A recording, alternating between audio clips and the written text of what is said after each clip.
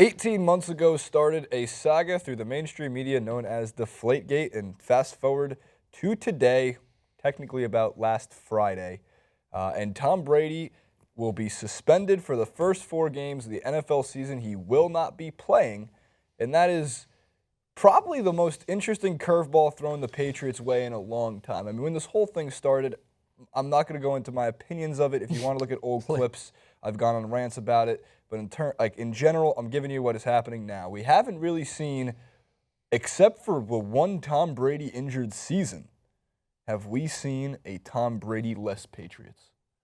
And the big question is, what does that team look like without arguably the greatest quarterback of all time, easily one of the top 10 greatest players of all time, and debatably top 3 quarterbacks of all time? I don't know who you have in your list. I don't know who you have in your rankings. I have him in the top 2 quarterbacks. So, 4 games. This is the same Tom Brady who still thinks he can play into his 40s. He's getting a little bit older.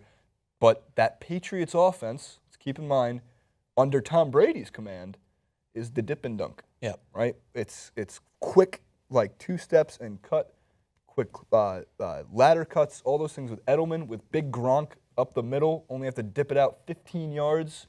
We're not asking Brady to throw it downfield. We don't have that. We have Jimmy Garoppolo coming in. The Patriots, 4 games, I honestly believe they could go 0-4 and in Patriots fashion make the playoffs. But I don't think they will go 0-4. I think it's 2-2, and then the drastic measure is 1-3. Yeah. I think it's 2-2. Because one, it's hard to play in Foxborough. Home field advantage in the NFL is a big deal. Mm-hmm. It's easier to play when it's nice, though, in September. Right, Massachusetts, the leaves are changing. It's not as distracting. Nice. Yeah.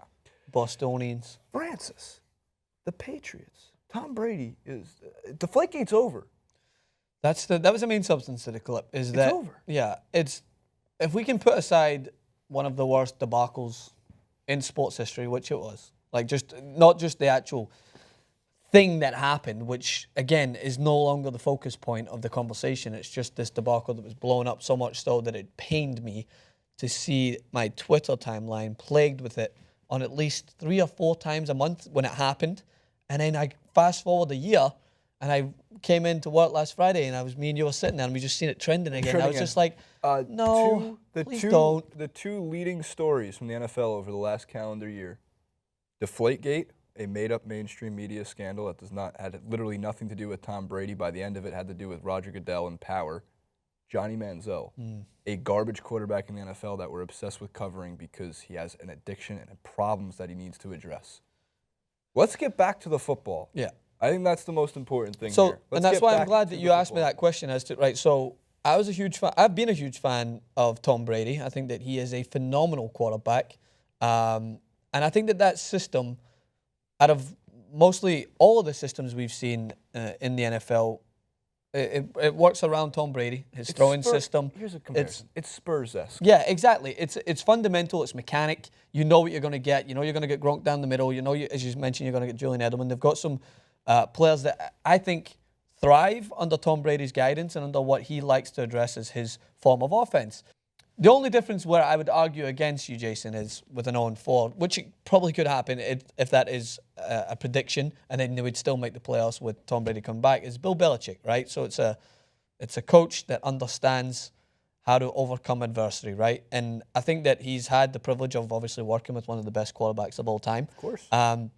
Do I think it's going to be a complete difference? The offense is going to change with the new quarterback coming in? No. I think that he'll try and look for the same fundamentals because ultimately, when I look at a quarterback, the one job he's got, right, it's the hardest position in sports, undoubtedly. So much information to take. I don't care if I'm blinded by my newfound love, well, not newfound love, but my growing love for the NBA and my already born into love of football. You need to understand that quarterback, you have to receive so much information, you have to adjust by the second, you have to be able to take into account everything that might go wrong. Someone may slip and all of a sudden your complete range has to focus on the other side of the field. It's a very hard job. But the reason that it is one of the most complicated jobs is from the coaching staff as well, because they set out these plays to prepare you. And I think that coaching plays such a huge role in this. And the coaching staff at the Patriots are one of the best we've ever seen. Bill Belichick's a fantastic coach. And I think that the reason why I would still be confident in New England being okay without a quarterback is because their system, I don't think, will change. They'll still look pass first. I still think they'll look to try and have that short 10, 15-yard spree to find Gronkowski in that hole and slowly build and be harder to try and contain as you move forward. Are they going to do it as confidently without Tom Brady? No. But I still fancy them to be just okay. Right. I think so. One, it's going to be, again, it's, first of all, for all we know, Garoppolo comes out and he is the worst quarterback we've ever seen. Or Garoppolo comes out and who the fuck's Tom Brady? We don't even need him anymore. Let him retire. We got Jimmy G. He's got legs. Right? So that's one of the things that I'm going to find interesting is Jimmy Garoppolo is a young quarterback who's been watching Tom Brady. Historically, quarterbacks who rode the bench for a little bit, who eventually got the starting job. Now, if Tom Brady plays till he's 47 years old, Garoppolo will never see starting time in the NFL unless he goes to a different team. But at some point, you would think this is the Brett Favre, Aaron Rodgers treatment. And speaking of, in the last 5 years, a couple big-name quarterbacks that were out for a short-term sequence of games. And I'm saying 4 to 6 being a short term. It's actually a pretty big blow. But I'm not talking like season-ending injury or season-long suspension where everything's flipped on its head. And if, let's say, Tom Brady was suspended for 12 games, you'd be like, oh, what the hell do the Patriots do now? But it's 4. So if you remember in 2015, Tony Romo with the collarbone. The Broncos still had this not the Broncos. The Cowboys still had this great offensive line. Were able to run the football, and they still were able to play a little bit of smash-mouth defense, a little bit, but they also did lose Sean Lee, who's coming back again this year. Aaron Rodgers went down with injury in the past. Ben Roethlisberger went down. They went 1-3. Yeah. He came back. They went 9-3, and then went on to win the Super Bowl in part because of their defense. So when it comes down to it, the Patriots I think you're onto the right track here. They're not gonna change all that much. I'd be shocked if they ran the ball 45 times. That's what I was thinking. And yes, Bill Belichick and Tom Brady have made each other's careers. Yeah. Bill Belichick isn't Belichick without Tom Brady. Brady isn't himself without Bill Belichick. The Patriots open up against the Cardinals in Arizona, a really tough defense to be thrown at Jimmy Garoppolo right off the bat. They then come back home, host the Miami Dolphins, who the Patriots have had their number since Tom Brady entered the league, and I think the Patriots as a whole have had their number in the last 15, 16 years. Then they host, again, they get 3 straight home games. They're playing at home for 3 of those games, except for the Cardinals. They host the Texans, not necessarily a gimme. You have a J.J. Watt and a Jadeveon Clowney and a little bit of rejuvenated secondary on that team, but also not being thrown in your face as a Seattle Seahawks type of defense. Yeah. And then they host the Bills with Rex Ryan and his antics. So it's not an easy schedule, but then my favorite part is they go to Cleveland, they go to Believeland, Tom Brady's first game back, October 9th, 10 a.m. Pacific time. He's going to throw for 19 touchdowns. Like, oh, you Patriots homer. I'm not a Patriots fan. I just know angry Tom Brady is a scary thing. Yeah. And the last point I wanted to make is that I was asking you, but off camera, it's crab cakes in football. Is when it happened to the Broncos, I remember when Osweiler had to come in, right? And that is a perfect example. Right? And that's not disregarding Peyton Manning as a quarterback, right? We all know his legacy is going to go on to live forever. But Pythagoras and Budweiser. But the thing is that, as I was Dan was saying as well, is like I remember that didn't change much, and they actually did pretty well with Osweiler in there because that system, the quarterback, he's there, and he's going to call the plays, and the leadership of Peyton Manning is essential. But that defense was such a stonewall of that team. It was the main focus that you're going to say defense? Defense. I forgot I'm talking about American football. It's so hard not to say defense in American football, but you get my drift. It's like I do. I follow. The Patriots will have to face a test.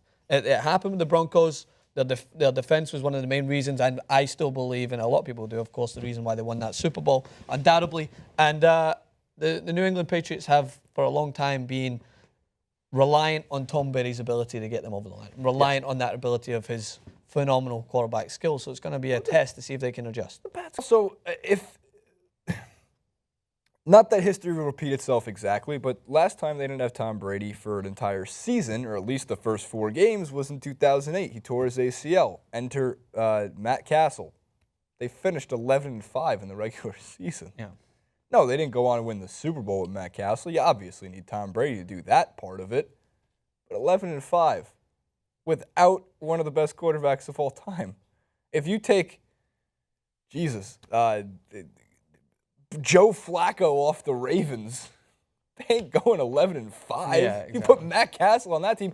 So it's a testament both ways. Just give the ball to Gronk. Make him your running back. Make him your wide receiver. Make him your tight end. And put him at defensive end as well. No, but I think I know Nick Wright was filling in for Colin Cowherd, and he was going on a big rant about how Gronk deserves more money because Gronk on the field with Brady is a very different team altogether with Gronk off the field with Brady. Still remarkable numbers from Tom Terrific, or as Barstow calls him, TFB. Tom fucking Brady. But Gronk's going to be a major role. He stays healthy, Patriots will be fine. If he goes down, I don't know about the offense anymore. Comment below, Francis. Comment below. What's the record? I say 2-2. I'm gonna say they're gonna be fine. I'm gonna say 3-1. I think they'll lose to Arizona. I think they'll lose to Arizona, and I think Jacory? they take the Bills, Miami, and 4-0. Jacory? Corey in the booth. Corey in the booth. Jacory? Corey in the booth. But the only Bostonian in the booth. You have to Jacory? say it over the mic. 4-0. The record. 4-0. Yeah. 6-0. 6-0. 7. 7-0. 7-0. 7-0. They're 7-0. They're not even going to bring Brady back. They're going to be taking extra three games out. To be honest with you, I was not listening. I have no idea what we're talking about.